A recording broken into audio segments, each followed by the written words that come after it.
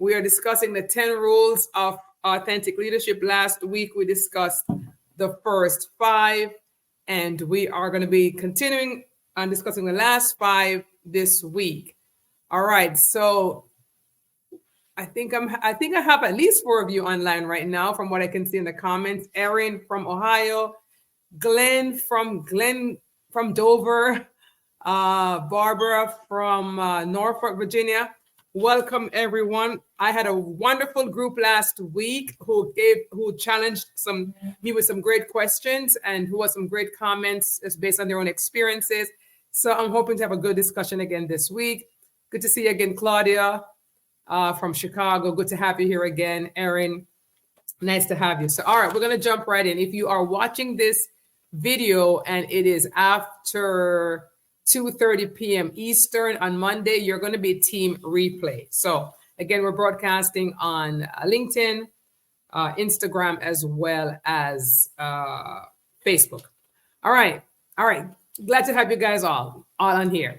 All right. So just a quick recap. Last week, the first 5 rules that we discussed of authentic leadership was cultivating self-awareness, embracing vulnerability, deeply understanding your people, acknowledging them publicly, and I mentioned authentically when you acknowledge them publicly, and commitment to lifelong learning.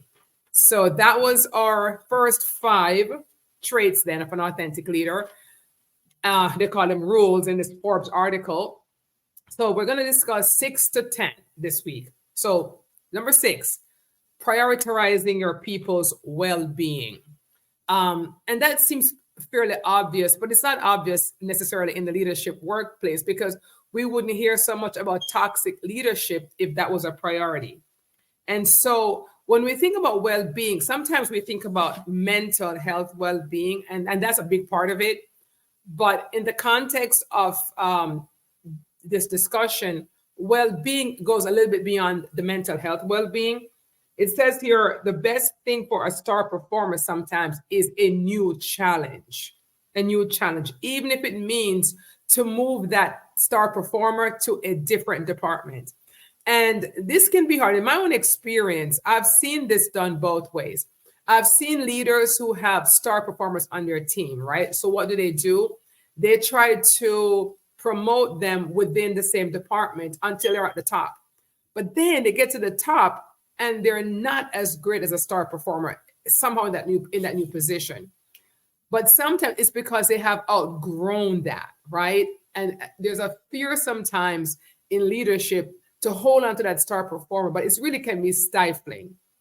So if your company is big enough, then and you have different departments, you may want to have a conversation with that star performer to move them along to something, to a challenge that more suits where they are. So prioritizing your people's well-being is important. And I'll talk a little bit later on about listening intently, right, with your people. Because when you listen, you will know that they've outgrown this spot. Now, if you have a small company and your people have outgrown it, it is what it is, right? There's nothing else that you can do to challenge them. So at that point, it's really up to the employee to move along if they're no longer performing at optimum level. Because what can happen, right? When a employee has tapped out, maxed out where they're at, interestingly enough, their performance can start to diminish because they're just bored. So you want to have those kind of conversations with your folks. All right.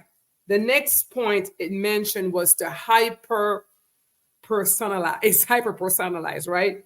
So authentic leadership means recognizing and supporting each team member's individual goals and challenges. It's about being fair and equitable while also acknowledging and respecting each person's uniqueness. So it speaks to my earlier point about supporting each member's individual goals. I mentioned last week, leadership is hard. I mean, great leadership is hard because it takes everything I'm mentioning here, these 10 traits, it takes time. It takes a leader's time to really invest. Now, when we talk about supporting each team member's individual goals and challenges, last week I mentioned if you are a large organization, you obviously cannot reach down to every individual's goals and have these personal conversations. However, if you're a large organization and you are well run, you will have layers of managers. And I mentioned last week that we need to invest more in managers because there's the old conversation, managers versus leaders. My philosophy on managers is that they're also leaders and they have more power over your people than you at the top can have because they're in direct line, they're in a direct path.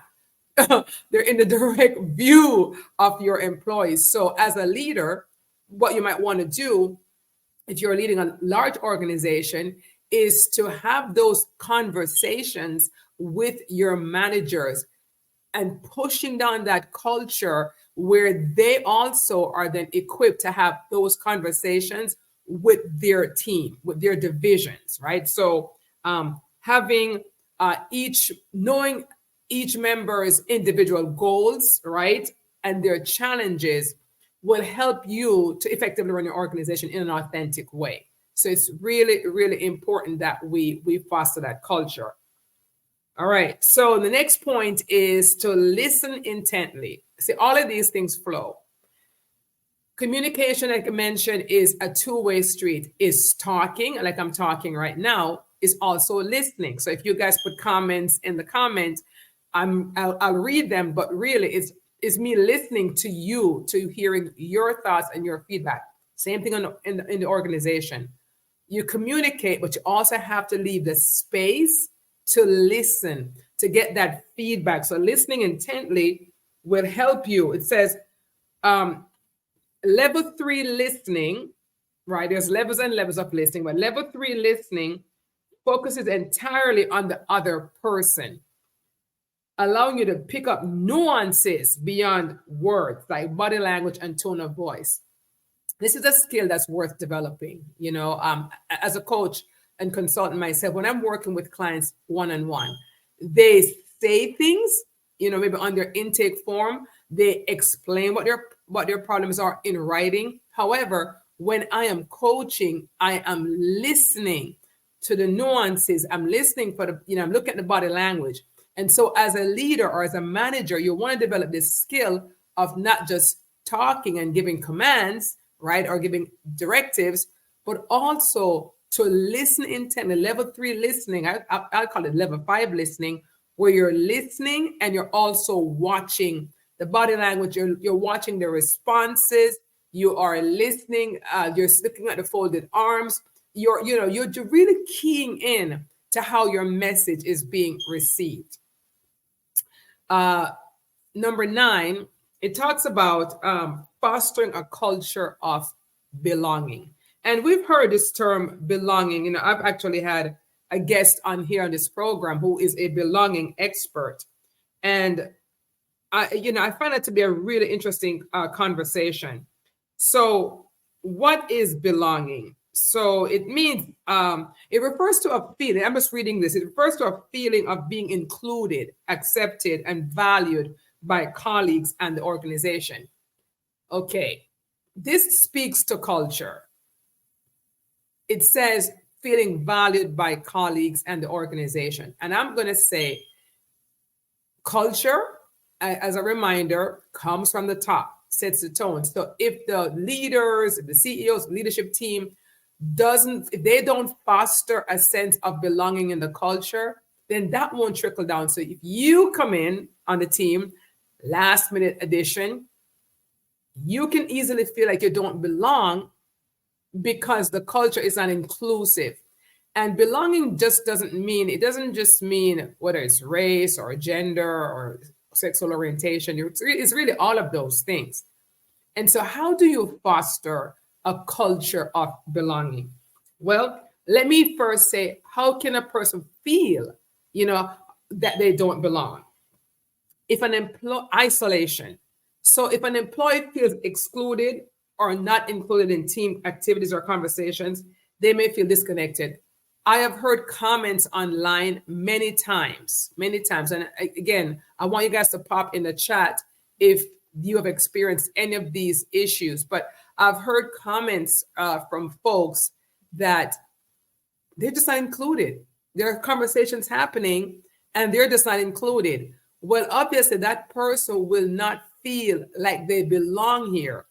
And when when an individual feels like they don't belong, they are not going to give you 100% of their efforts, because they're going to somehow feel um, marginalized or minimized in some way. So you will not get 100% of your efforts. Okay, another way a person can feel like they don't belong is if an individual perceives a significant difference in values, cultures, or interests compared to their colleagues. So, and I'm going to put this part on the individual. If you're working with a company, right, and you feel that, my values don't line up with these folks' values. Well, if the majority of the company, if that's a value they share and you feel like the odd person out, I will tell you, you're going to have to be the one to either compromise your values, which I never, ever, ever condone, or you have to leave. Okay, because when you enter an organization, there is an established culture. And if the majority of people are going along with the culture and it doesn't suit you, you're going to feel like you don't belong, because guess what? You do not belong. All right, next way, another way how a person may feel like they don't belong is a lack of recognition. When an individual's contributions aren't acknowledged or appreciated, they might question their value to the team. Again, leaders, managers. Last week we talked about openly praising, openly acknowledging in an authentic way individuals' contribution. So if you are on a team and you know you are making a huge difference in the workflow, or you have innovative ideas, but it's never acknowledged, then that simply means that maybe you don't belong, you're not appreciated. Could also mean just poor training from the leaders and the managers. But if that continues, that's going to, develop in you that feeling of, I don't belong. Another way is unclear expectations. If job roles, goals, or expectations are unclear, employees may also feel lost and disconnected. Again, this goes back to the managers and setting the expectations. And of course, last, ineffective communication. Poor communication within a team or organization can make employees feel out of the loop or unheard. There's nothing worse than feeling like you're out of the loop. And here's how you can feel out of the loop, right? So you're in a conversation, right? And the people around you are talking about something that happened in the company, some news, some happening, and you have no clue, but you've never missed work one day. So you begin to wonder, is there a separate meeting that you're not included in? And these types of behavior foster that feeling of, I don't belong. And so for leaders to avoid that, they have to cultivate that sense of belonging by communicating clearly, communicating often, being inclusive, be very conscious that they're being inclusive, resist the temptation of having your favorites and they hear all the news and it trickles down to who they like. All of these things they're just not good for team culture. And I've seen it way, way too many times. I'd love to hear you guys' thoughts on that so far. The next point is to adopt a coaching leadership lifestyle. A coaching leadership style. What does a coaching leadership style look like? Well, we know that command and control doesn't work. So the new thought is for leaders and managers to be coach leaders, So what does that look like? Okay. This will entail you asking and listening to employees' concerns and ideas, asking open-ended questions to facilitate critical thinking. So not command and control, but being open to ideas, asking open-ended questions. This way is going to motivate team members to think critically because they want to give you the best answer. They also want to, they will also feel valued as an employee. When I coach leaders, when I coach, leaders or teams, I ask a lot of open-ended questions because I want to hear. Really, and I ask questions that really throw people off because I want to hear what's their gut reactions. And so, as a leader, you are encouraged to adopt a style as if you are a coach yourself. Of course, if you've never been coached or trained to coach, you may not know how to do that, but nevertheless, it's a skill that you can learn. Providing constructive guidance and feedback. So you have the opportunity to speak to one of your employees. Well, you owe it to them to provide constructive feedback and guidance. You may not agree with them. They may be totally off. They may be underperforming. They may be running ahead, whatever. But as a leader, as a coach leader, providing constructive feedback, providing that guidance to help them with the idea of helping them to be better is going to get you so much further with your team. Encouraging self-awareness and problem solving among team members. Encourage your team members to solve their own problems. So I had a philosophy when I ran a law practice. My philosophy was very much into the solutions oriented, right? So I always tell my team, my door's open, and it was literally and figuratively open. However, when you come with a problem, I want you to bring with you a solution, right? I may not agree with the solution, but it will show me that you've thought it through because I trust my team. I trust them. I trust and believe that they're nearest to the problem, right? They are nearer to the customer than I am. They're nearer to the technical issues than I am. So when they come and they say something is broken, whether it's a system, whether it's tech, I want them to also think about what they would think would be the right solution. That saved countless time. It also showed me which of my team members were critical thinkers, who should be the next in line for promotion. It showed me their skills. And so I really, really practice that. We're, solutions minded. If you allow as a leader or a manager complaints without challenging your team members to think through solutions, then you'll have a culture of just complaining and nothing gets done. But when your company is very solutions minded, right, and you encourage it as a leader and you reward it, then now you have a culture of very few problems. Problems come up, there's a solution. Leaders are leaders are born. Shining stars are shining, and you can see. And so encouraging that culture is very important. Encouraging self-awareness and problem solving among your team members. And then fostering, this is still under the subcategory of being a coach leader, fostering a collaborative and empowering environment. Again, if you're a small company, collaboration might be not that big not that big of an issue. But I think even with a 3-person company, you could have a 3-person company, right, where 3 individuals are there and they're in their individual chairs solving individual problems. Maybe the admin, maybe someone who does the finance and the books or whatever, and somebody else. And never the 3 shall collaborate. That's not wise. I have gotten I remember when I ran my law practice, we had a collections team, we had an admin team with lawyers, finance people.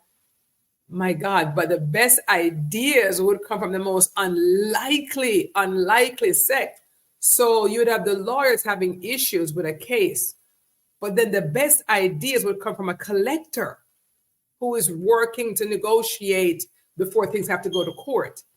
And finance would get ideas from lawyers. I mean, if you encourage and foster collaboration among your team, even if you're a 3-person team, your organization will become only that much smarter. And so adopting that coach leader style is going to help to move your people forward more. But as a coach leader, you also, as a leader, need to be coached. Okay, you may need to invest in your own coaching, your own leadership development, etc. And so we have about a few minutes left. Really haven't, this group has been a quiet group this week. Haven't seen much of you guys with any questions today, but I will leave about a minute or so for questions.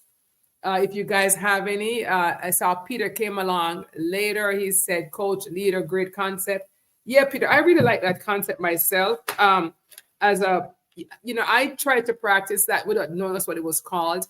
I think maybe that's why when I retired from practicing, when I say, from working in a law practice with my husband, I believe that's why maybe I went into the coaching arena full time, because I've always enjoyed coaching my team, because I've always enjoyed bringing up people, building stars, empowering people to be like leaders. I used to have this mantra. I ran both a nonprofit and a law practice at the same time for a period of years.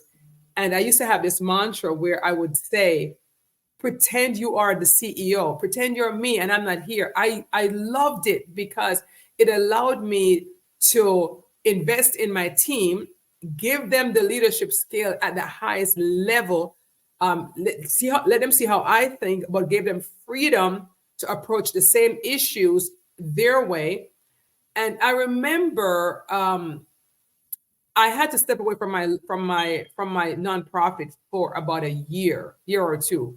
And I put someone in place to kind of, look over things. Before I left, I had 4 divisions there.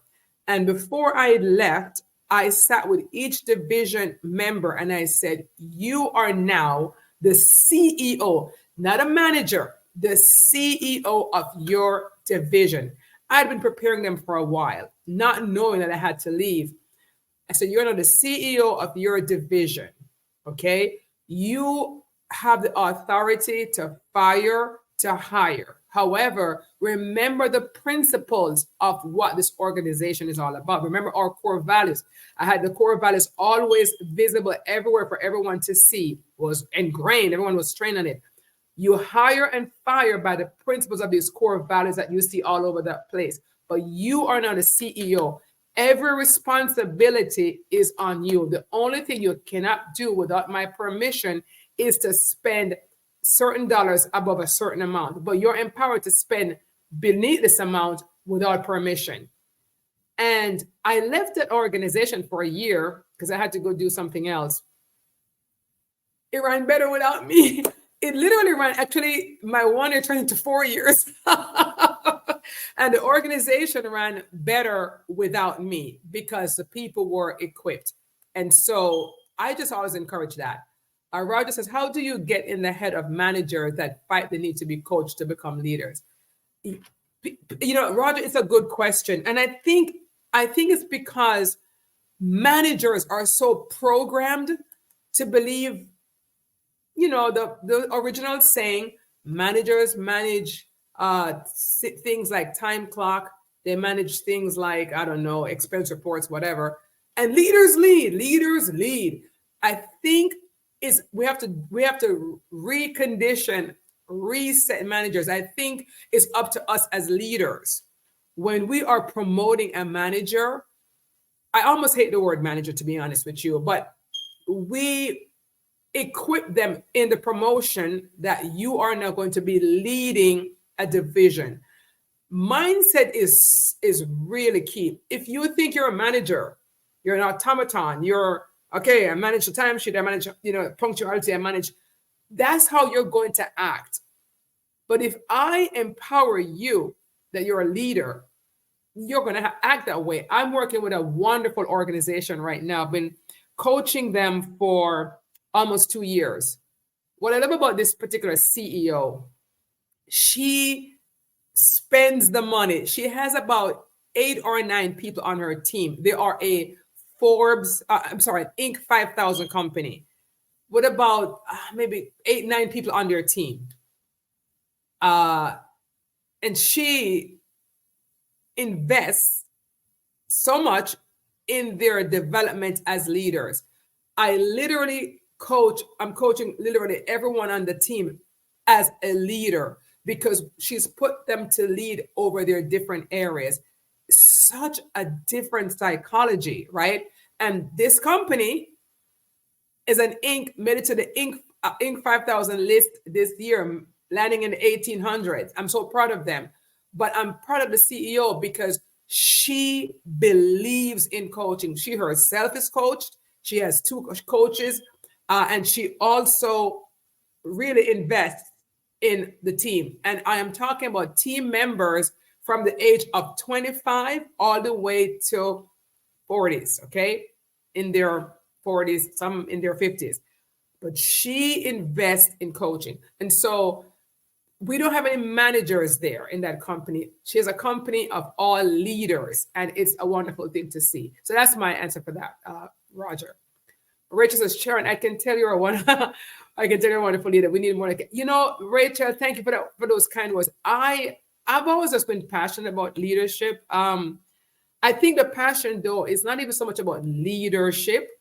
It's the passion to see people step into their God-given potential. I mean, when I see people thriving and, just being great, that's my passion. And so when I get a chance to work with CEOs or the leadership team, and I am told that they just want to be better, but then for me, I could do it without pay, because I just feel I just want to help them to achieve that goal for themselves, right? To see themselves even bigger than they see themselves, because I tend to see people bigger than they see themselves. So thank you for that. Joseph says, love joining these and hearing these higher level conversations. I appreciate you all. Thank you, Joseph. I learned from it too. Peter says, the allowance for spending and budget I refer to is as your hurdle rate, a rate that your direct report cannot get over before asking for a budget approval. She has 5,000 decision making, anything that requires a decision. That's my hurdle rate. Yeah, I love that hurdle rate. I think everyone should give their people a hurdle rate, right? Give them a budget. Give them give them some responsibility, some autonomy. How are you going to develop leader if everything has to be micromanaged? You have to have a culture where failure is embraced and not shamed. So if someone makes a decision and it didn't go that well, can always be fixed. One thing I love working with my husband when we had our law practice together, he was the attorney, I was the CEO. And I remember him just telling all the lawyers, listen, if we file something wrong, we can always amend it. And you could always have an amendment. And I thought to myself, if we can file people's legal papers wrong, and it's at the end of the world, then if an employee makes a mistake, it's definitely not the end of the world.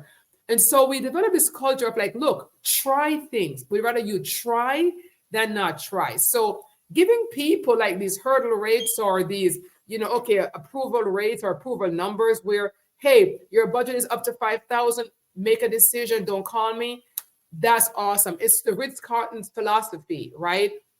Ritz-Carlton is one of those more premier hotel chain, but I remember studying them years ago. And what I liked about the Ritz-Carlton's philosophy was that even the housekeeper had a budget that she or he could spend without approval just to make a customer happy. And I think it's a wonderful philosophy.